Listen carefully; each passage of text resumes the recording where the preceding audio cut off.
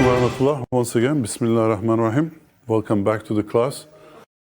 Now we've talked about we talked about human nature, and now we can talk about purpose of life, because purpose of life has to be in line with the human nature. This photo is an image, what's called prostrating tree. It's down at Nowra in New South Wales, Australia. I've actually been to that location. We went with a couple of friends and visited this tree. It was, when we first heard about it, it was just amazing. It was in a human shape and it was in bowing down position. And we went there. This is actually human size. It looks exactly like a human being. The head is like the same size as a human being, and it's facing the direction of Qibla. That is the amazing thing. So we actually prayed there. It became the imam, the tree. It didn't become imam, but it was in front of us, so it was like an imam. And it was really special for us to pray there. So I guess purpose of life, normally when you ask a Muslim, what is the purpose of life? And most people will say, oh yeah, Quran says that the purpose of human life is to worship God. And once again, we just leave it there. We don't go and discuss what that means. About 20 years ago, when I was still very young, and I started doing public study circles, and it was this first year that I did it to adults. Prior to that, I did it for young high school kids and university kids.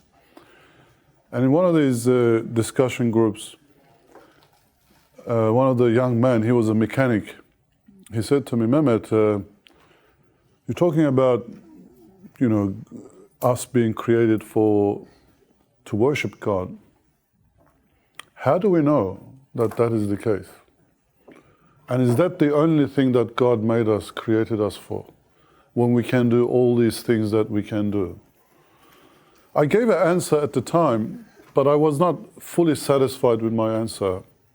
And that question really bugged me for the rest of a couple of months. And I started doing a bit of a graphic chart and different aspects of Islam that human beings do. And I actually did what I called a virtue circle of human development. And I did a whole course on that, that 20 years ago. So really, human being has multiple purposes. We do have multiple purposes. But the primary purpose is to worship God. But how do we know that? How can we show that objectively? I mean, Quran says, you can say, well, Quran says so, and I believe that. Fine, we can believe that. But if you want to know further, then listen to me, listen to this class. Now, we'll begin with looking at the world around us. There are three facets of the world in which we live in. The first part looks at the Creator, the first phase. And in this phase, the universe, the world is like an exhibition hall to showcase God's creativity. And we see this all around us. A beautiful peacock and a wonderful river and valley, beautiful flowers, scenery, fantastically designed coral fish and animals. And it's not just somewhere, it's everywhere. It's not just handful, it's plentiful. Millions of species of animals and plants live. So it's a bit like, when you have an art gallery, if you went to New South Wales Art Gallery, everywhere you have a painting, as if the whole place is crammed, right, with painting and display, because you want to maximize the experience. And most people go to art gallery, pay a lot of money to really look at those fantastic works of art, because we can appreciate the art, right? We can appreciate beauty and perfection. And then Allah subhanahu wa ta'ala created this wonderful world to display His names and attributes. And what we do? We detach ourselves from nature and build wonderful buildings. But inshallah, we're going to change that, Brother Mirwais, when we go to the Hinchinbrook Island for a 4-day trip, inshallah. Oh, again, you mentioned. Yes, we're going to be immersed in the natural world. Yes. The only thing is, at night, I don't want insects. That's the only part I'm not that fond of. And the insects are deadly in Australia. Yeah. But I've got a tent, an air guard. Quran says, everything in the heavens and earth declares the glory and praise of God. Well, Quran says so, right? Quran says that everything that God has created, He created beautifully. And all of this is for a reason, because the earth is made like an exhibition hall to showcase God's creativity. And that, by the way, it's enough for God Himself. He doesn't need human beings. He doesn't need angels to witness all of this. Just like an artist, when they paint something nice, they would sit down and look at it themselves. Or the act of painting or producing that work of art would be in itself satisfying. So you might even say that 99% of why everything exists is because of that, because for Allah Himself, to witness His own glory, His own beauty and perfection reflected in the natural world. The second face of the world looks at it points to afterlife, in that the world is a fertile ground for human beings to seed good deeds. And that's why we say life is a test. And the Quran actually says it very clearly in Surah Mulk, 2nd verse. He who created the death and life, that He may try which one of you is best in deed and conduct. And He's exalted in might and oft forgiving. Yeah. وَهُوَ الْعَزِيزُ الْغَفُورُ. Again, it finishes with two names of Allah. Why Aziz and Ghafur? Like if I ask you that in this verse, Allah subhanahu wa ta'ala is saying that He has created life and death, basically this life, to test you and which one of you is best in conduct. And then He says, Aziz and Ghafur. Again, remember that all of the names mentioned in the Quran come at the end, and they're related to what's being covered. Well, the reason why Aziz is used is that it means Allah is above any need for your worship or your good deeds. He doesn't need it. He's Aziz. So He's dignified, and He has that might. So for your good deeds, that's the response. Allah has no need. You need it yourself. It's good for you, good for us, so that we can flourish again. Connected with the previous class, to human nature, that's the only way we develop. But some human beings will do the wrong things, they're going to sin. Therefore the name Ghafur, most forgiving, is the suitable name to mention there, isn't it? Because in all of our deeds, they're either good, they're bad. The good deeds, God doesn't need it. Bad deeds, He forgives. So those two names, perfectly suitable to mention. So again, I'm here showing you examples of how Allah manifests His names and attributes as well. And it's all linked to the Quran. Okay, the third phase looks at our desires. That the world is a place to satisfy our desires and the nafs. And this part is like a payment. With all of the other things that we do, this part is payment. Again, it's sometimes, because there's no limits to these, people can end up doing the wrong thing. So in this sense, the world is only, if we take this world only desires, and a person pursues satisfying their desires only, it's deceptive, it's temporary, and then Imagine, like, for those of us in this room who are a little bit older, like, let's say you're 40 years old, right? 4 decades have passed. How much of it do you remember? All of that good times, bad times have passed. And then if you say, even now, right, you're enjoying this class right now. You're in spiritual ecstasy, right? You're mentally being satiated, and but this will come to an end. You're going to go home as well. Like, without God, without belief, this all goes to waste as well.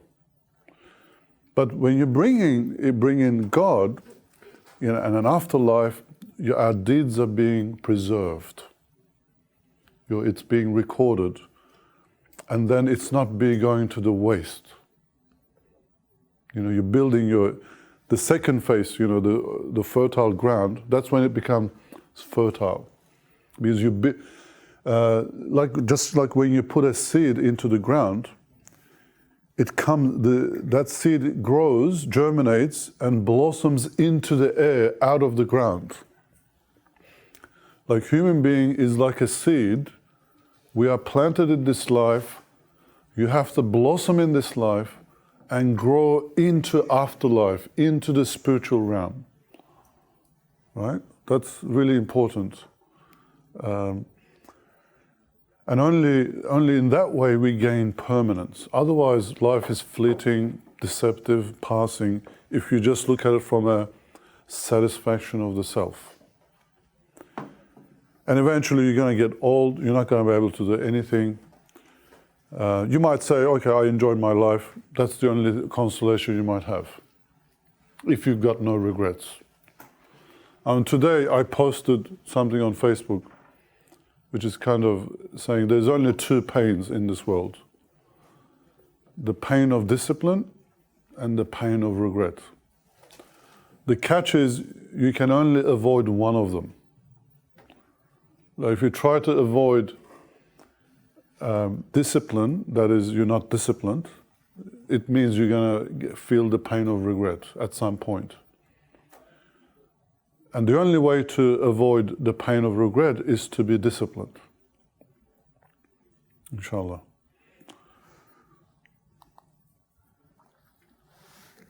So in this third respect, it's a place of test, a kind of payment as well. I mean, you have to enjoy life. I'm not saying like you don't have to enjoy life. Yes, as they say, the halal circle, or the circle of what's allowed, is good enough to satisfy your nafs. Isn't it? Like, in Islam, we don't eat pork, and you don't drink alcohol. I mean, who's sorry that, oh my God, I'm missing out? I mean, who's saying that? I mean, I don't know. I haven't, maybe, inshallah, you haven't tasted it before, so you don't know what you're missing out. But it's not essential, those things, right? I mean, you can still have lamb, beef, chicken, fish. That's enough protein for you. And just leave out, pork. So in that sense, life becomes a test. Like, do's and don'ts, halal and haram, are there for us to be tested.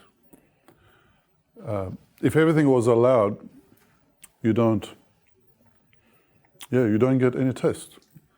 Like, once this person, he attended my class, and he was a convert to Islam. And we on a tea break, we're talking, and he said, "Yeah, Mehmet, I thought I would improve as a Muslim when I became religious. Before, I wasn't religious at all. I didn't believe in God. But now I'm doing the wrong things all of a sudden, and I'm being tested. I feel like I'm tempted more, as a Muslim. How come I feel like I'm going backwards?"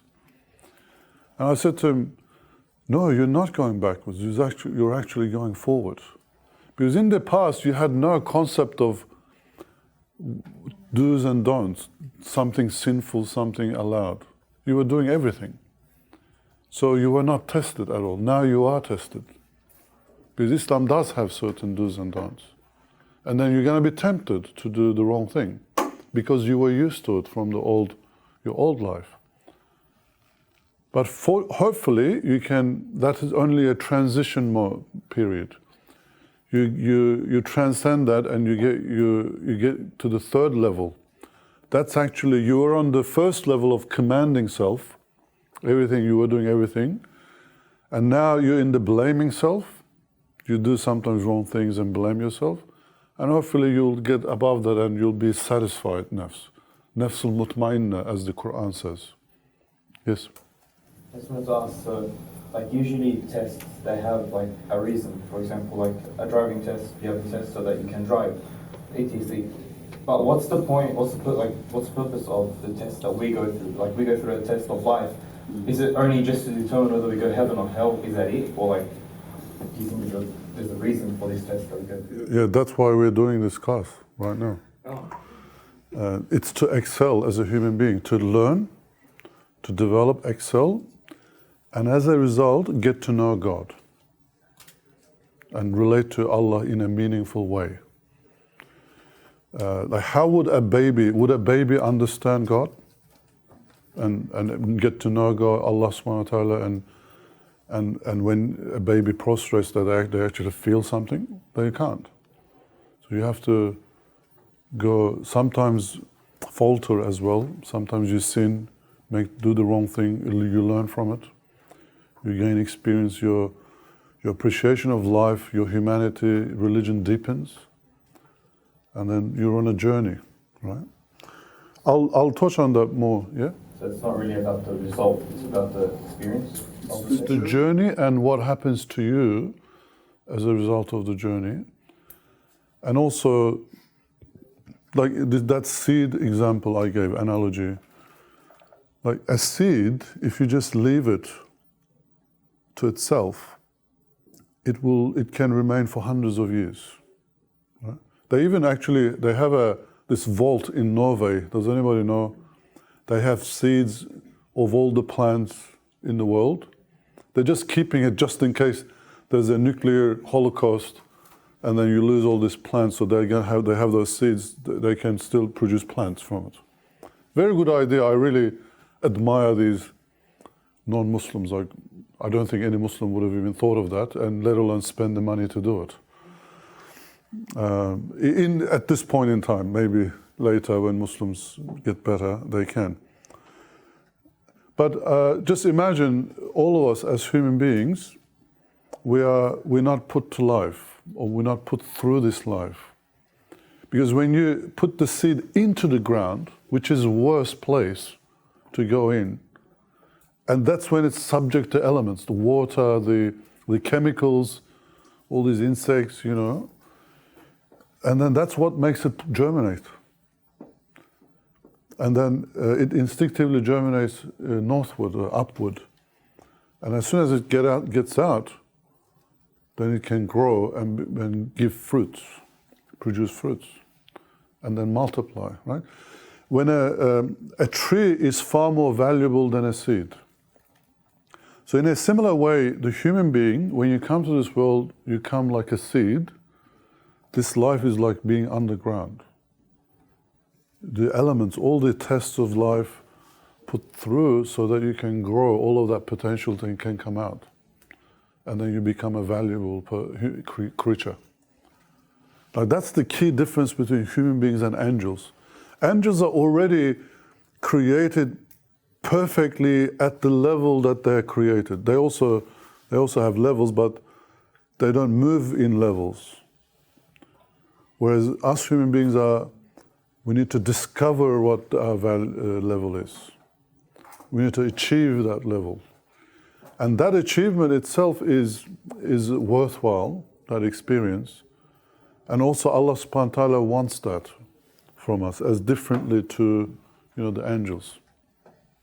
Like when you watch good movies, what happens in movies all the time? There's a story. There's these characters go through these arcs, where they're usually average people, and sometimes dysfunctional families, dysfunctional human beings. And then something happens and they are tested. They have to respond to the situations that they found themselves in. And they find courage, they find compassion. All of those things that were latent in their being, potentials, comes out. So that's what life is about. And imagine a story where none of that happens. Will you watch that movie? Like, you won't watch it. And when these heroes in these movies, they make it at the end, you feel good about it, sometimes shed tears, don't you? And this is what happens when human beings display like wonderful expressions of humanity. When they display that, angels cry. Like there's an instance in the Prophet ﷺ, peace be upon him. Abu Huraira, Abu Huraira, some of you may be familiar with. He was a late convert to Islam, and he was young, and he studied with the Prophet in the mosque, full time. So he didn't work, so often he was hungry. And one day he comes to Prophet after the prayer, says, Ya Rasulullah, I'm really hungry, I haven't eaten anything for days. And usually Prophet invites people like that to his house if he has food. But this time, most likely he didn't have anything. He says, who would like to take his brother to his house tonight and feed him? Abu Talha says, I will do that, Ya Rasulullah. So he takes Abu Hurairah to his house. And they go, and they're about to eat. His wife comes in and says, what have you done? We only have enough food for just the family, I mean, those days food was scarce and people just cooked enough. And these days we cook so much you throw it away, right? They cook just enough to eat, to finish. And there was no refrigeration as well, so they didn't want to waste the food. So he said, we have just enough for us. And he says, Abu Talha says, don't worry, just bring the food to me, and then just bring 2 spoons. Just before we start to eat, put out the candle. And then she does that, and Abu Talha pretends that he's eating, He makes the noises of the spoon. And Abu Hurairah eats all of it, and he's full. And the next day the Prophet ﷺ says, what have you done last night that made angels cry? Right? So he tells the story of the Prophet, peace be upon him. So here the angels were watching. They were watching a display of great act of generosity. And this is what makes Sahaba, right? It wasn't their knowledge. And they had knowledge, but maybe some of you have more knowledge than some of the Sahaba at this point in time. But they experienced Islam, they experienced revelation. They saw Sunnah in the flesh and blood of the Prophet ﷺ, peace be upon him. They had context to everything, all of the verses in the Quran. They really understood it well, as it should be lived. And they put it to practice.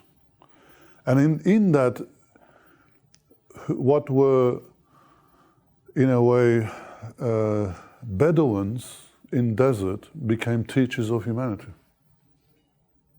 Right?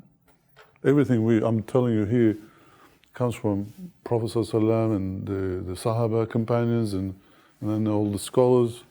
We learned it from them, right? In Australia, we're now repeating what they taught us.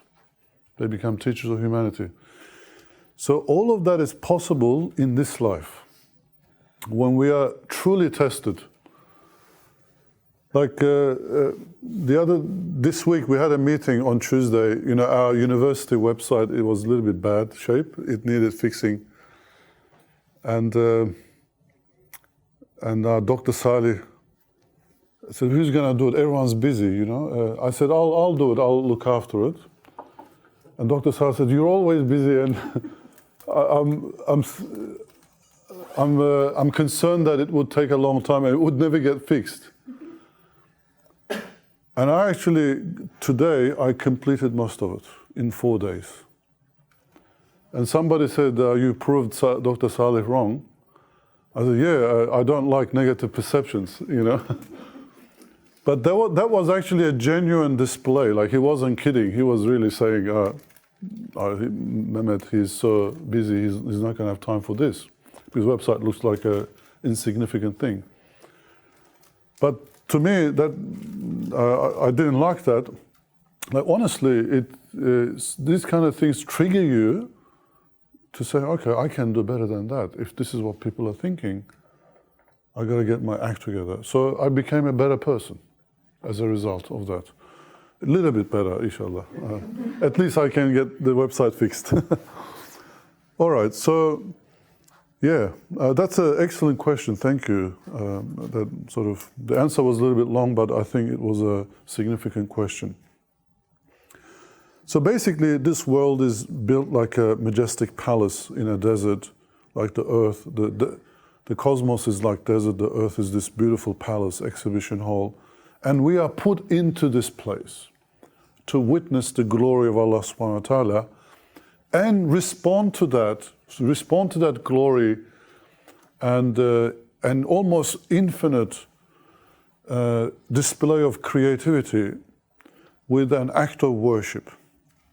But why? Why do we, like, how do we know that we are created to worship Allah? I'm going to skip some of these slides, which talks about basically, Quran says that everything in the heavens and earth glorify Allah. Like, everything worships God in a way that you don't understand. Everything prostrates in the heavens and earth, the sun, the moon, the stars, the mountains, the trees, moving creatures, and many of the people. Like, prostration is a universal act of worship. That's what Quran is talking about. And because prostration is a symbol of submission to God. And basically the rest of creation, they follow God's laws, they grow and flourish, and they serve their purposes, and that equals their worship. Okay, so this is the key verse, 51, 56 in the Quran. I have created the jinn, the unseen beings, and the humans so that they may worship me. Okay, how do we know that? How do we know that this is really the case, objectively? But remember, this course is about, I'm not here to just quote you verses from the Quran, which in itself is great, but anybody can do that. You can go and read yourself. And that, I'm here to, again, the faith and reason, right? So we need to understand through reasoning. And if you can show objectively that that is your purpose, then reality of the Quran comes out a little bit better, doesn't it? Okay, so let's try that. Okay, now everything has a purpose in the natural world. They consume raw materials and produce something better for life. Like here, I've got an image of a cow. A cow produces milk. The skin is used for many things. Like before plastic, everything was made by leather. Before plastic, well, leather was a very important product. And plastic is only invented when, like 60 years ago. Yeah, like wood was also used, but wood is also not flexible enough. So leather was used for many things. And then the meat, you have nice beef steak as well. We're not herbivores, we are herbivore and carnivore. I enjoy my nice steak, not too much, but just nice. Medium rare. If someone's really hungry. Yeah. Okay, and even or they fulfill a vital function for the ecosystem to benefit from. So here's an image of a dung beetle. So this dung beetle takes dung, which is the dropping of cows, and rolls it up, buries it into the ground. And its larva eats it. I mean, all it's doing is collecting food for its babies, you know. But really, it's fulfilling a purpose. It's removing that waste from the surface into the ground and being recycled. Otherwise, the earth would be full of dung of animals. Actually, we had that problem in Australia when settlers first brought cattle. They realized that the fields were quickly filled with dung. So what's going on? Back in England, it was disappearing. So they realized it was the dung beetles that was responsible. So they brought some here, and that solved the problem. Very important. So, yeah, even though like human beings are not using it or other human beings, so everything either adds something valuable to the environment or they do a really key function. And this is true for all other creatures except human beings. Like when you look at the human being, this is a very nice table full of food that makes you go hungry. and especially if you're hungry, your mouth is watering right now. You know. So we human beings, like forget about, like cows eat grass. The bees collect pollens, like raw materials, and produces something better than that. We take the best of the creation has to offer and turn it into waste. We are a waste-producing machine, you know, in a physical sense. Really. Like you can really think about a lot of things. We only take away from the environment, but we give nothing back in a physical sense. When I say this all the time, sometimes people say, yeah, but what about technology, science? Yeah, well, that's for us. That's not for the environment. Yeah, well, what about the wonderful art and the paintings? Well, okay, which animal uses art to feed itself, or what kind of a purpose function does it fulfill? Nothing.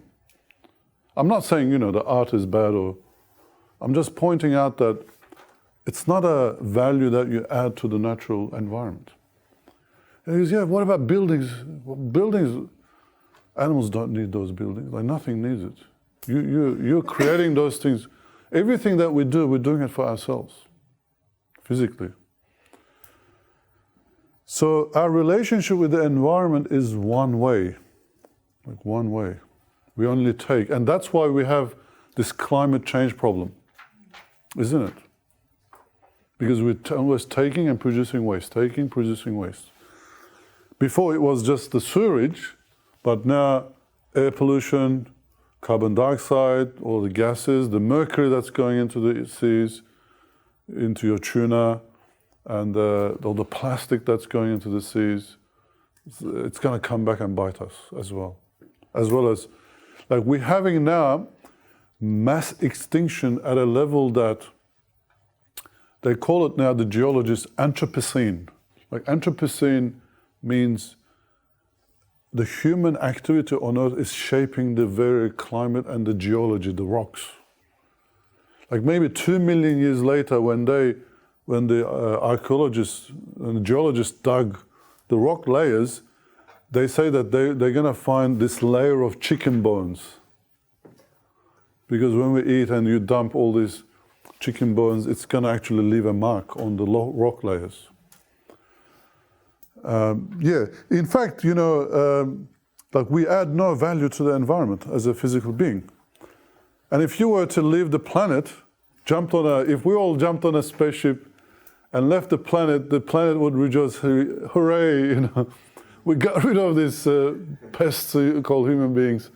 Now we can go back to pristine form, stabilize the climate, all the gas in the atmosphere normalizes, all of these dirt and things slowly we get rid of it, and then the earth will be pristine again, and maybe teeming with life. I'm not suggesting that we do that, but I'm just trying to point out that this actually has two consequences, two implications. The first one is that, isn't that true, right? What I'm telling you is true, isn't it? This is scientific stuff. So this has two implications. One, humans are not part of the ecosystem. In my opinion, this is evidence also that we created like Adam and Eve, in that like we're not produced from the ecosystem. We came into the system. And also the second is that we need to look for a purpose that is not physical. Because physically we give nothing, like honestly nothing, to the environment, to the earth. Yeah, you can do science, you can do technology, we can do these wonderful things, but this is all for us, not for anyone else. I mean, you must have a purpose because you're the best of the creation. Like you can't say, oh, humans are purposeless. I mean, Quran says, did you think that we have created you without a purpose and that you would not be brought back to us? You're just going to come here and enjoy yourself a little bit. If you can enjoy yourself really well. Now, I tell you, the cows enjoy themselves better than human beings do. Because the cow just goes through the meadows, grazes. It's the happiest being in the world. It doesn't know it's going to be slaughtered tomorrow, you know. It doesn't have any concept of time, like past problems and I've been cheated, you know, I've been deceived. It doesn't know, it doesn't have those memories. And it doesn't have worries about the future, but we do, we human beings do. You can have this wonderful food on the table, you can eat it, but your mind could be in a miserable place. I mean, I don't want to paint we can also be incredibly happy, life could be incredibly fulfilling as well. But I'm just trying to point out that the animals do a better job than enjoying life than us, because they don't have concept of time and they don't worry about these things that we get worried about. So we have to have a purpose, though. And we can tell the purpose of something. Here is a watch. By the way it's designed. I like that watch, by the way. It's a really nice watch. I don't know. We have to check it out. Now, is this watch designed for cooling food? No, it doesn't even have storage. It's not big enough. Is it designed as a computer? Well, it doesn't have a screen. So everything about it, though, you can put it on the wrist. It's just the right size. The things move in 12, there's 12 equal slots, and then certain things move to indicate those slots, point to them. So we can say, we've got 12 hours, 24 hours, split into 12 hours, night and day.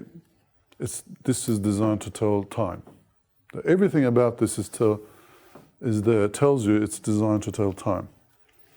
So basically, we have to examine the human being. This is when Mirwais was talking about the physicality comes in, the physical aspect. You have to start with that. So when we do that, we realize that everything about human being, or what really stands out, is your brain and your heart. As I said, your face, the way you walk is dignified. The face is very recognizable and you can display a lot of emotions. So there's an emotional side to human beings which we call heart and the spirit.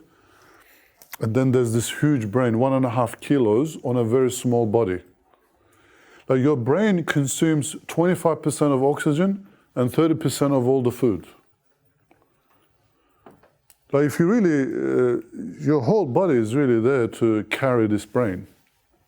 Honestly, your arms and legs, so that this brain can move around, and your organs are there to sustain the food. Like you eat the food, you digest it, you provide the energy. That's it. I mean, your hands are special too, by the way. The hands are amazingly important, especially thumb. The human being is only the being that has a thumb. And with this thumb, you can touch all your fingers, separately, which makes your hands incredibly versatile. And that's why you can hold the pen. Doesn't the first revelation of the Quran talks about reading, writing with the pen? You can hold pen with without thumb, writing would not be possible, or you'd still be doing it with chiseling with the stones. Yeah, even that's not possible because you won't be able to hold anything. All right, so we've identified that your brain is special, which produces intellect, and then you've got these amazing emotional side which can be expressed through your face. And also face, interestingly, is included in your head. I mean, this is why face is so important that I guess it should be we shouldn't reduce face to just beauty, that especially for women, how some scholars say that face should be covered fully for women if they're beautiful. The fiqh book always says if they're beautiful, they should be covered. Which woman's going to think, I'm not beautiful, therefore I don't have to cover, so they ended up covering everybody.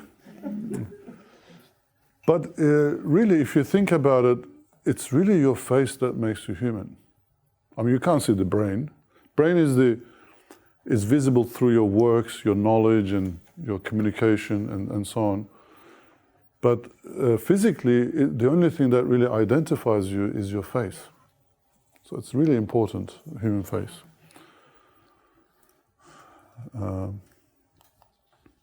Okay, now let's.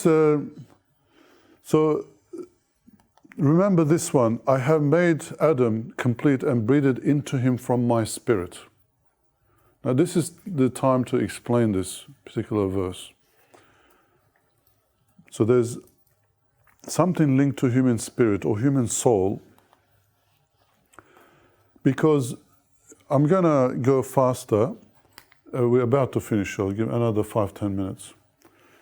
Now, the only thing that we can know things, imagine this infinite whiteness. This screen is white, although there are black shadows there. Imagine this scenario, a thought experiment, infinite whiteness. How would you describe that? Just white everywhere. That's what. You can't orient yourself into that whiteness. And now imagine I draw this faint little line through that whiteness. Immediately, this line becomes a frame of reference.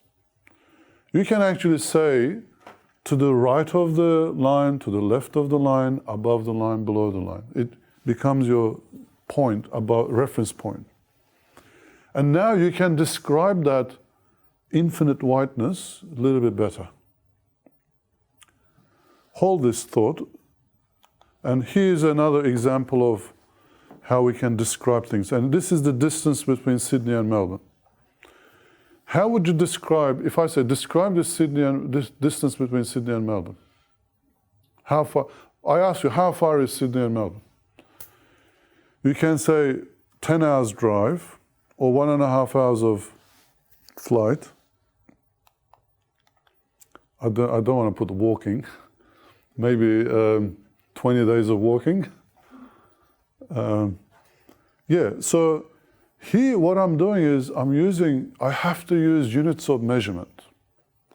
I have to use something as a unit so that distance can be described. So human beings, we can only know things and describe things through units of measurement. Well, what about, in a way, when you say Yeah, how about Allah subhanahu wa ta'ala? Allah has no opposites, or He's not part of this universe. How are we meant to get to know Allah? Describe Allah, the Creator. How do you describe Allah? Like, we will never know true essence of God, but we still need to relate to Allah, isn't it? Like, again, you cannot worship something that you don't understand. We do this through names or attributes of Allah. So basically, the attributes become the units of measurements for us to understand and comprehend the Creator. Like, for example, we say God is Alim, right? Alim, which means all-knowing. We have a limited capacity to learn, acquire some knowledge. It's not infinite, but limited. So we use that as a unit of measurement to understand the infinite knowledge of Allah. So like this, we can say, we know about atoms, we know about these galaxies. The one who creates must know everything about them. Everything that, to govern the universe, He must know everything. Because we have knowledge, some limited knowledge. Hearing, for example, we can hear from 20 hertz to 20,000 hertz. But once again, any movement in the universe can be detected by Allah subhanahu wa ta'ala. He knows everything. So He can see everything, He can hear everything. So by our hearing and seeing, we can understand that Allah can hear and see everything. We are always limited. So, but with that limitation of ourselves, we can understand the infiniteness of Allah subhanahu wa ta'ala, together with His attributes. Very important, this one is very important. Again, this is the meaning of when Allah says, I breathed into him from my spirit. It means that we were given some of attributes in a limited measure. Like we are the beings that you can claim ownership of a house, of a land. You can say, I own this. And from that, we can project onto the entire universe and say, God is the owner of the heavens and earth. Like if you didn't have any ability to own things, we wouldn't be able to say that for God. You can't explain God owning and everything. Even like our ability to make these phones or make things, we can understand creativity of Allah subhanahu wa ta'ala from this ability. So again, I'm not suggesting here that we have something divine in us. We just have the sifat, the attributes, in a very limited measure, so that we can use those as a unit of measurement to understand Allah subhanahu wa ta'ala. Again, I'm not suggesting here we cannot measure God, but we can extrapolate using those, our abilities and attributes, to understand Allah subhanahu wa ta'ala.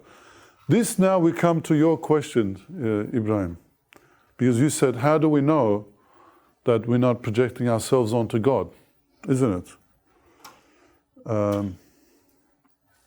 And by the way, before I go to that question, this is where I want to link this to human nature, especially the nafs. All of this is placed in the human nafs, so that we can grow and understand. When we become generous, we understand generosity of Allah. The more you become merciful, you understand infinite mercy of Allah subhanahu wa ta'ala. The more you become knowledgeable, you understand that Allah is all-knowing. So in a way, like the Prophet, peace be upon him, said, wear the akhlaq of Allah on you. The Prophet, peace be upon him, said that. The character of Allah, wear that character on you. Which means that adorn yourself with these attributes as much as you can. It will never be infinite, it will always be finite, but we don't know your potential. But if we don't do that, if the nafs is not forged and purified and fine-tuned in this life, linking it to your question again, then these attributes grow from in the ego of the person and consumes him, and then he can claim, like the Pharaoh did, I am your Lord. He idealizes himself. And then you expect that from the other people. That's the danger. It comes back and hits you. Okay, so how do we know that we're not projecting ourselves onto God? Because it's possible, and people may have imagined, like some atheist scholars, anthropologists do. They say, the humans invented God or gods first, and then one God, and the gods have all these attributes, and humans have those attributes too. You're projecting yourself onto God. And my answer to that is, no, we're not projecting ourselves onto God, because all of these names and attributes can be identified and observed through the universe. Because the universe is an independent source of knowledge, information. Like, for example, Al-Adl, the name Al-Adl of Allah, the just. The just means Allah balances everything correctly, opposites, and produces everything in order. Can we see this in the universe? Yes. All the movement of Earth around the sun is balanced by the attraction of gravity, so that Earth doesn't fall or move away. It's always in the same orbit. The amount of rainfall that falls on Earth equals the amount of water that vaporizes. The temperature in your body is kept constant at 36.5 degrees. And you can improve so much. The electrons in the atoms even, they don't fall into the atom. The forces are balanced within the atom. So there's a universal act of balancing across the entire world. So whoever created this universe must be the just, or Al-Adl. So I can confirm that attribute from the natural world. That's why the Quran says, هو الله الخالق البارئ المصور له الأسماء الحسنى يسبح له ما في السماوات والأرض وهو العزيز الحكيم. Allah is the creator, He's the fashioner, to Him belongs all beautiful names. Whatever you see in the heavens and earth, glorify Allah. Right? So it means all these names show themselves in the heavens and earth. These things are no accident in the Quran, brothers and sisters. So because Allah wants us to see these in the natural world and confirm and understand them, and because universe is independent of human beings and we can identify these attributes there, because the one who makes something puts his own skills, his own taste and design into it, right? You can pick a certain architectural design. Architect, you can say, this person must have done this, because they always do it in that style. So the natural world, the universe, tells us something about the Creator. We can deduce the attributes. So that means these attributes are the result of it's not the result of human imagination. We are given those attributes by the Creator. We are the product of the Creator. So He's given us that so that He wants us to be Allah subhanahu wa ta'ala wants us to be a counterpart or a being that He wants to have relations with. I mean, that relationship is, Creator to the created. There's always that veil, but nevertheless it's special. It's very special. So basically there are three primary purposes for human beings: to believe in God, so that's awareness of God, So human beings, we can, using our brain and mind and reasoning, we can acknowledge and testify to the existence of and unity of God. And number two, human beings are the ones, we are the only being who can worship God in a conscious, willing way.